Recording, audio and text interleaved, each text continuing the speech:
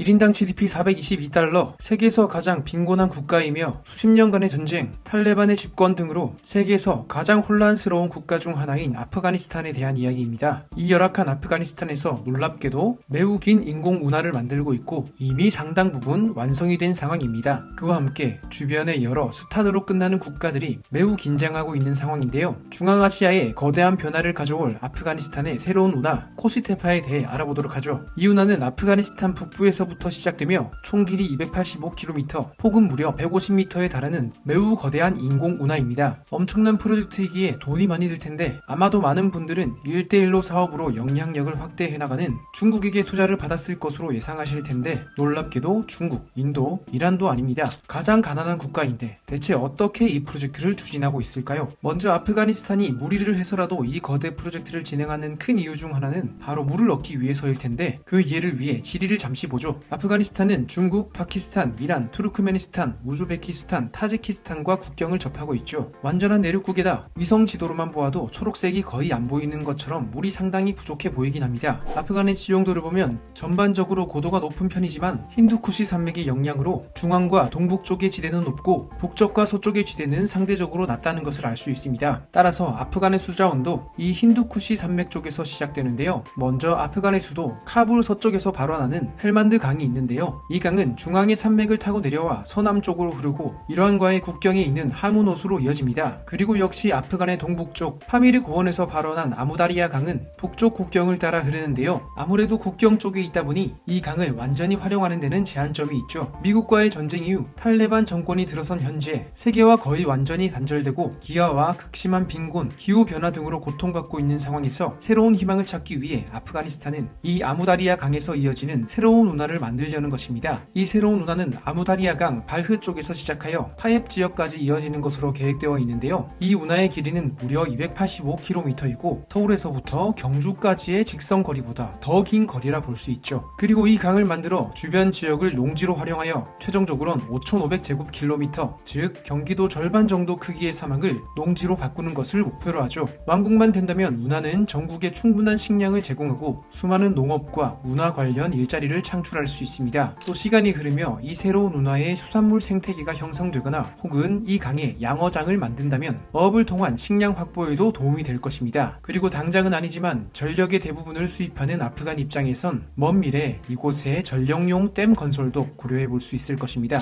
이 새로운 운하가 시작되는 발흐 지방의 칼다르 지역만 해도 수많은 어린이들이 매일 엄청난 먼지에 노출되어 카펫을 짜야 하는 가혹한 노동에 시달리고 있거든요. 이 때문에 호흡기 질환에 늘 노출되어 있고 또 아플 땐 아편 같은 것을 진정제로 사용하기에 성인들은 물론 아이들까지 약물 사용에 노출되어 있는 상황입니다. 이런 상황에서 이 프로젝트가 성공한다면 많은 사람들이 새로운 농업 혹은 운하 관리와 관련된 새로운 일자리를 얻을 수 있는 것이죠. 아이들의 노동 착취부터 마약 중독, 또 점점 악화되는 물과 식량의 부족, 수십 년에 걸친 전쟁의 여파, 기후변화로 인한 극심한 가뭄 등 여러 어려움을 극복하는데 도움이 분명 될 것입니다. 성공만 하면 아프간에 큰 이점을 가져다 줄 프로젝트이긴 한데 다만 진행의 여러 어려움도 당연히 존재하겠죠. 이 프로젝트를 처음 시작한 세력은 미군이 주둔하던 시기에 아프가니스탄 이슬람 공화국이었거든요. 그런데 2021년 미국이 아프간에서 철수하게 되고 미국이 떠난 직후인 2021년 8월 탈레반이 기존의 정부를 무너뜨리고 정권을 잡게 되죠. 이전 정권의 프로젝트이니 중단되었을 것 같지만 다행히도 이 프로젝트만은 계속 이어졌고 지금까지도 활발하게 추진되고 있습니다. 왜냐하면 너무나도 열악한 아프간의 상황에서 이 새롭게 만들어지는 운하가 가져다주는 이점을 절대 무시할 수 없기 때문이죠. 게다가 국민들의 지지와도 연관되어 있습니다. 탈레반을 지지하는 세력도 있긴 하지만 탈레반 정권의 지나친 이슬람 근본주의로 인해 매우 불합리한 일들과 국민들의 기본권마저 제한하는 일들이 자행되고 있기에 탈레반 정권을 싫어하는 세력도 상당히 존재하죠. 그렇기에 정권의 안정을 위해서도 이 프로젝트를 통해 기아와 실업 같은 문제들을 해결하고 또 이곳에서 생산된 식량을 국외로 수출하여 탈레반의 유능함을 보여주는 게 국민들의 마음을 살 수 있는 방법이란 것을 잘 알 것입니다. 그리고 또 중요한 것은 건설 비용입니다. 앞서 말씀드린 것처럼 다른 나라의 원조를 받지 않는데 이게 가능한 이유는 비용을 최소화했기 때문입니다. 현재 알려진 비용은 1억 달러로 하나로 하면 약 1,300억 원 정도밖에 되지 않습니다. 사실 다른 나라의 프로젝트 건들을 보면 보통 수십억에서 100억 달러 이상까지 드는 사례도 많거든요. 이렇게 비용이 적게 드는 이유는 건설 과정을 단순화하기 때문이죠. 즉 설계를 고도화하거나 첨단 기계를 사용하거나 바닥을 시멘트로 밀봉하는 등의 작업들을 최소화하고 하거나 아예 생략하는 것입니다. 6,000명 이상의 대규모의 근로자와 굴착기, 포크레인, 대형 트럭과 같은 장비들을 동원하여 간단하고 쉽고 빠른 방법으로 운하를 건설하고 있죠. 이 때문에 전문가들은 초보적인 건설 방법이라고 묘사하기도 하며 탈레반 정권의 기술 전문성과 감독 기능에 대해 의문을 제기하기도 합니다. 또 어찌어찌 완공은 되겠지만 이후 잠재적으로 엄청난 물 손실과 비싼 수리비가 필요할 수 있을 것이라 보기도 하죠. 그리고 사실 1억 달러가 얼마 안 되어 보이지만 탈레반 정권 세수 수입의 25% 정도 되는 금액이거든요. 아프간 입장에선 매우 큰 금액이고 이 사업에 상당한 희망을 걸고 있다는 것이죠. 또 다른 문제는 외교입니다. 이 아무다리아 강은 타지키스탄, 우즈베키스탄, 투르크메니스탄을 지나 아랄해까지 이어집니다. 여러 스탄 국가들을 지나는 사실상 중앙아시아에서 가장 긴 강인데 중앙아시아는 수자원이 제한된 지역인 만큼 당연히 이 강은 모든 국가에 매우 중요하죠. 아프가니스탄과 마찬가지로 강의 상류를 끼고 있는 타지키스탄은 그 역량이 제한적이지만 투르크메니스탄과 우즈베키스탄은 하류에 있기에 이 인공운하 건설에 매우 반대하고 있습니다. 기후변화에 따라 안 그래도 강의 수량이 줄어드는데 아프간에서 이 강물의 상당 부분을 상류에서 끌어다 써버리면 하류의 수량이 매우 줄어든다는 것이죠. 근데 투르크메니스탄은 무조건 비난할 수도 없는 게 1988년 소련 시절에 이미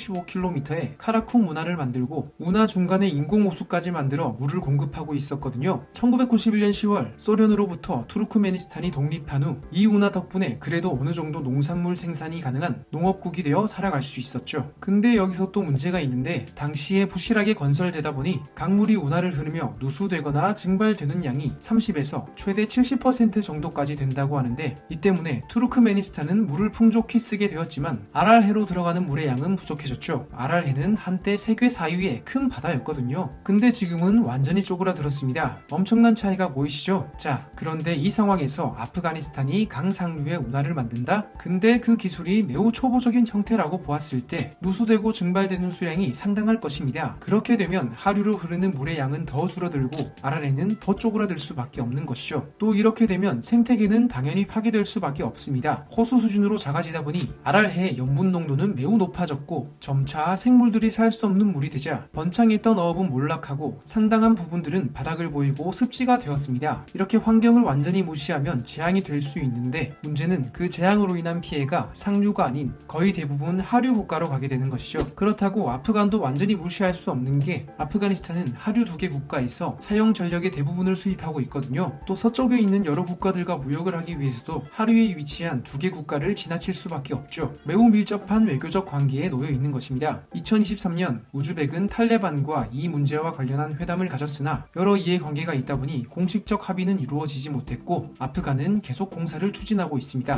1단계 작업으로 108km의 운하 건설을 작년 말에 완료하였고 남은 177km 운하 건설을 위한 2단계 작업이 올해 2월부터 본격적으로 시작되었습니다. 예상보다 빠르게 진행되어 이르면 2025년 내에 완공될 것으로 예상되기도 하는데요. 갈등 속에서도 운하의 완공은 거의 확실시 되는 것 같네요. 점점 더 수자원이 국제사회에서 매우 중요한 자원으로 부각되고 그만큼 분쟁의 핵심이 되는 것 같습니다. 중국을 비롯한 세계 각지에서 수자원 분쟁이 일어나고 있는데 또 다른 갈등이 중앙아시아에서 점점 더 커지고 있는 것 같네요. 영상을 통해 세상을 이해하는 데 도움되셨길 바랍니다. 시청 고맙습니다.